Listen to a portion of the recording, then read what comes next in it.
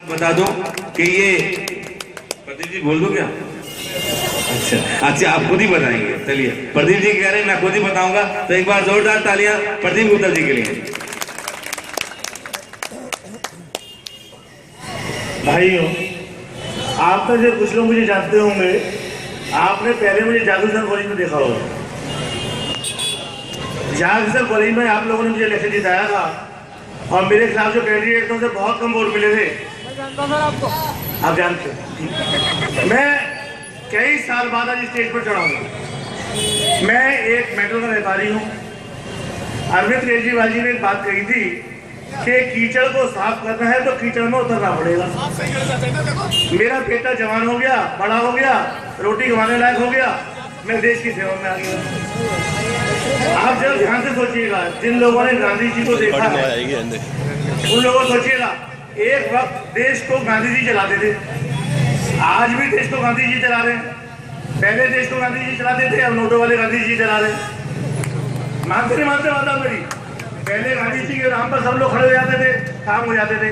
अब आज हम फिर गांधी जी देते हैं। 100 करोड़ पे गांधी जी बने हुए ना, 1000 करोड़ पे गांधी जी बने हुए। तो देश को पहले भी गांधी जी चला रहे थे, अब भी गांधी जी चला रहे हैं। एक्चुअली में हुआ क्या है कि हम लोग ये भूल गए हैं कि हमारी ताकत क्या है। एक बुजुर्ग ने कहा था कि उसके 4 बेटे थे, चारों लड़ते रहते थे आपस के अंदर। उस बुजुर्ग ने बेटे को बुलाया, एक झाड़ू की सीख ली, तिलियां ली और फैला दी अलग अलग। बोले इनको अलग अलग करके तोड़ दो। इसी तरह इन सियासतदारों ने, नेताओं ने हम लोगों को अलग अलग कर रखा है, अलग अलग कर रखा है। सब लोग इकट्ठे हो जाओ, केजरीवाल की झाड़ू बन जाओ और फेल तो झाड़ू को सबको घुमा दो आगे। बहुत सिंपल सी बात है। मैं आपको बताता हूँ कि ये लोग हमें डिवाइड करते हैं। अंग्रेजी है, ये काले अंग्रेज है। डिवाइड एंड रूल, आदमी को बांट दो और रूल कर लो। हिंदू को अलग कर दो, मुसलमान को अलग कर दो, सिख को अलग कर दो, ईसाई को अलग कर दो, चारों को अलग कर दो और रूल कर लो। जहाँ देखो इस मोहल्ले में मुसलमान ज्यादा रहते हैं, मुसलमान कैंडिडेट खड़ा कर दो। इस मोहल्ले में सिख लोग रहते हैं, सिख लोग खड़ा कर दो। अपने अपने वोट बैंक बांट रखे हैं लोगों ने। हमारा और आपको लोगों को उल्लू बना रहे हैं सब लोग। एक बार ध्यान से सुनिएगा, परिंदा होता है, जो परिंदा कहीं को उड़ता है, कभी वो मस्जिद पर जाकर बैठ जाता है, कभी वो मंदिर पर जाकर बैठ जाता है। अरे भाई, हम लोगों से अच्छी जात तो परिंदों की है। क्या बनाने आए थे, क्या बना बैठे? कहीं मंदिर बना बैठे, कहीं मस्जिद बना बैठे। हमसे अच्छी जात तो परिंदों की है। कभी मंदिर पर जा बैठे, कभी मस्जिद पर जा बैठे। मेरे दोस्तों, अरविंद केजरीवाल एक शख्सियत नहीं है, हम सब अरविंद केजरीवाल हैं। आप सोचो, कभी ऐसा हुआ था कि एक व्यक्ति ने आकर 1 साल के अंदर, 1 वर्ष के अंदर इस देश की सियासत का रुख पलट दिया? क्या कभी ऐसा हुआ था कि नेता हमारे बीच में आके हमसे पूछते थे कि अरे भाई तुम्हारी क्या समस्याएं हैं? सिर्फ 2 मिनट में आपसे और लूंगा, ध्यान से सुनिएगा। हमारी जो कॉन्स्टिट्यूएंसी है चांदनी चौक, इस चांदनी चौक के अंदर भगीरथ पैलेस है, चावड़ी बाजार है, बाजार सीताराम है, लाहौरी गेट है, सदर बाजार है, सब चांदनी चौक में है। सबसे ज्यादा पैसा, सबसे ज्यादा रेवेन्यू, सबसे ज्यादा इनकम टैक्स, सबसे ज्यादा सेल टैक्स हमारे इलाके से आता है। चांदनी चौक में लोग आते हैं, दुकानों के शटर ऊपर करते हैं, पैसा कमाते हैं, चले जाते हैं। सरकार हमसे इनकम टैक्स लेती है, सेल टैक्स लेती है, रेवेन्यू लेती है, एक्साइज ड्यूटी लेती है। लेकिन शीला दीक्षित सरकार ने, सोचिए मैं कह रहा हूं आपसे, शीला दीक्षित सरकार ने कितने पैसे इस मशीनों में लगाए, कितने पैसे हमारे इलाके घर गए। हमारे आपके इलाके से करोड़ों रुपया, अरबों रुपया सरकार की जेब में जाता है। कॉमनवेल्थ गेम हुए, उस गेम्स के अंदर कौन सी सड़क हुई, कौन सा ब्रिज बना, कौन सी चीज आपके क्षेत्र में बनी? हम पीछे इसलिए हैं क्योंकि हम यूनाइटेड नहीं है।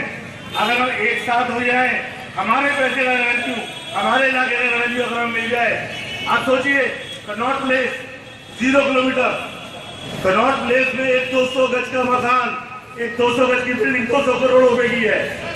200 गज का मकान, 200 गज की बिल्डिंग 200 करोड़ रुपए की है। हमारे यहाँ 200 गज का मकान 50 लाख रुपए का है। कितना बड़ा फर्क है।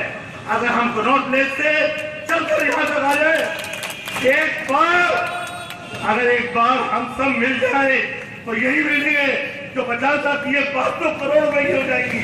एक बार अरविंद केजरीवाल का साथ दो, एक बार अमन ले आओ, एक बार अरविंद केजरीवाल को ले आओ। मैं आप लोगों को कहता हूँ, चाहे वो हारून यूसुफ हो, चाहे वो इकबाल हो, चाहे वो कपिल सिब्बल हो, ये सब लोग सिर्फ गाड़ियों में, जी हाँ, लाल लाल गाड़ियों में घूमते हुए आते हैं। आपके बीच में आके चंद रुपए बढ़ जाते हैं, कंबल बढ़ जाते हैं, पैसे बढ़ जाते हैं।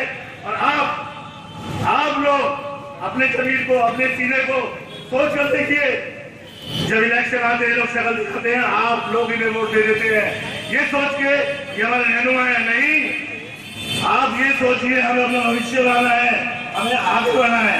आने वाले लोकसभा चुनावों में मैं ये नहीं कहूँगा कि आप आम आदमी को वोट दीजिए, नहीं, मैं नहीं कहता। मैं आम आदमी के बच्चे बड़े रहता हूँ, आप आम आदमी को वोट दीजिए, आप खुद को वोट दीजिए, खुद को। आप सोचिए, जो लोग करोड़ों रुपया खा सकते हैं, अगर उसी पैसे से इस घरों में मोमबत्तियां जलने की जगह बल्ब चले, कुछ घर ऐसे खाने को रोटी भी नहीं है, उनको रोटी भी दे। आप सोचिए भाई साहब, अगर आप आने वाले चुनावों में एक बार फिर कांग्रेस के साथ आ रहे, एक बार फिर भाजपा के साथ आ रहे, ये लोग आपके घरों की रोटी, आपके घर में खाने को रोटी नहीं होगी, जलाने को बल्ब नहीं होगा, बिजली नहीं होगी, पेट्रोल नहीं होगा, कुछ भी नहीं होगा। कृपया आप सब लोग लोकसभा चुनावों में आम आदमी का बात आप कीजिए, अपनी बात कीजिए, अरविंद जी दीजिए। धन्यवाद। बहुत छोटा आदमी हूँ, मुझे माफ कीजिए।